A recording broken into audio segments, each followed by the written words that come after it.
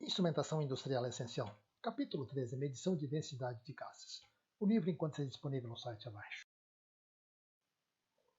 Devido à compressibilidade, a densidade dos gases varia de uma ordem de grandeza superior a 2.000 vezes com a pressão e temperatura. Por exemplo, 0,1 kg por metro cúbico para o hidrogênio, a temperatura e pressão ambiente. Ou 160 kg por metro cúbico para o GNV, a temperatura ambiente é 200 atmosfera. A medição em linha é difícil, às vezes impossível, com a precisão adequada para a maioria das aplicações industriais. É normalmente calculada a partir da equação geral dos gases, particularmente a baixas pressões e ou altas temperaturas. Temperatura crítica, temperatura acima da qual o fluido só existe como gás. A água, por exemplo, acima de 374 graus, só pode existir como gás. Pressão crítica, pressão necessária para condensar o gás na temperatura crítica. Temperatura reduzida, razão entre a temperatura e a temperatura crítica. Pressão reduzida, razão entre a pressão e a pressão crítica. Pressão e temperaturas críticas, alguns pares. Água, etanol, butano, dióxido de carbono, metano, ar atmosférico, nitrogênio e hélio. Equação geral dos gases define o comportamento generalizado dos gases. Pressão, volume e temperatura, número de mol ou quantidade de moléculas, constante universal dos gases e o fator de compressibilidade, que é o mais difícil de ser obtido. Varia amplamente com a temperatura, a pressão e o fator acêntrico das moléculas. Densidade a partir da equação geral dos gases. Partindo-se da equação, obtemos que a densidade é igual a Pm sobre ZRT. O fator de compressibilidade dos gases pode ser interpretado como a razão entre a densidade ideal e a densidade real. Apesar de não ter utilidade prática, essa interpretação tem o objetivo de vincular o fator Z à densidade ou à sua correção de densidade. Fator de compressibilidade na forma Pitzer. Fator Z para gases com moléculas esféricas. Correção para gases com moléculas não esféricas. Fator excêntrico usado na correção da não esfericidade das moléculas. Método fonte e uso para Z0 e Z1. Diagrama de Nelson-Aubert. Diagrama de Edminister-Pitzer. Diagrama Lee-Kessler. Equação Lee-Kessler. Equações cúbicas. Fator acêntrico. Equação Pitzer, equação Edminister e equação Lee-Kessler. Fator de compressibilidade na forma virial. Equação virial. Equação geral dos gases expandida em série. Partindo-se da equação geral dos gases, obtém-se P expandida em série em função da densidade molar e do segundo coeficiente virial. Segundo coeficiente virial é obtido através de equações como DIPPR 104, Pitzer-Curl e Sonopoulos.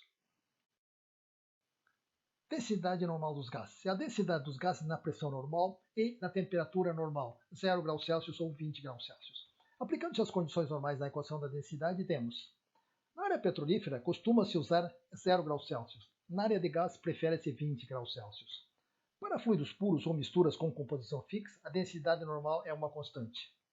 Gás, massa molar e densidade para hidrogênio, hélio, nitrogênio, oxigênio, argônio e cloro. Calcular a densidade normal do ar. Imputando na fórmula os valores fornecidos, temos a densidade normal do ar a 0 graus Celsius igual a 1,29 kg por metro cúbico. A obtenção da densidade a partir da densidade normal, da pressão e da temperatura é frequentemente usada. Dividindo-se na equação geral as condições de processo por elas mesmas as condições normais, temos: rearranjando, temos três fatores, um relativo à pressão, outro ao fator de compressibilidade e outro à temperatura. Como estimativa, frequentemente fazemos com que Z seja igual a Zn, T igual a Tn, sobrando apenas o fator relativo à pressão. Densidade relativa dos gases.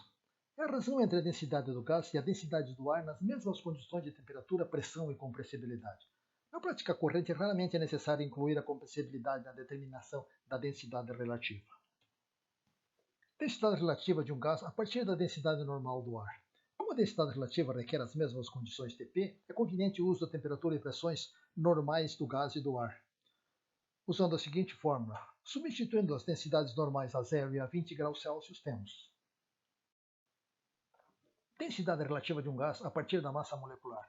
A densidade relativa pode ser obtida pela razão entre as massas molares do gás e do ar, desde que o gás seja aproximadamente ideal, ou seja, Z igual a 1.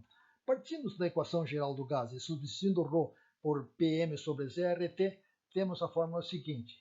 Eliminando os termos comuns, temos. Exemplos. Através das fórmulas, obtemos a densidade relativa e normal a 0 e 20 graus Celsius de alguns gases. Ar atmosférico, hélio, metano, nitrogênio, butano, cloro. Medição de densidade de gases em linha. Existem algumas técnicas de medição de densidade dos gases. Porém, presentemente, o densímetro por cilindro vibrante é o único capaz de medir a densidade em linha.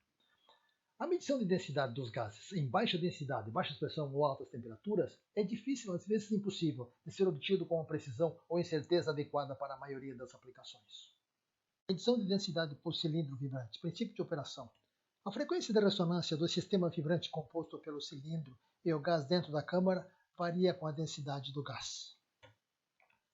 Para a medição da viscosidade em linha, é necessário um arranjo que gere uma pressão diferencial para que a amostra do gás circule através do densímetro e retorne à linha. O densímetro deve estar inserido na linha para a equalização térmica do gás. Geração de pressão diferencial por placa de orifício. A tomada de alta de pressão está posicionada alguns diâmetros distantes da placa e a tomada de baixa está localizada logo atrás da placa. Geração de pressão diferencial por tubo Pitot. A pressão diferencial é gerada por um tubo curvo. A tomada de alta de pressão é obtida através da pressão de estagnação na ponta da ponta posicionada no contrafluxo. Referência feita ao longo. Leitura adicional recomendada.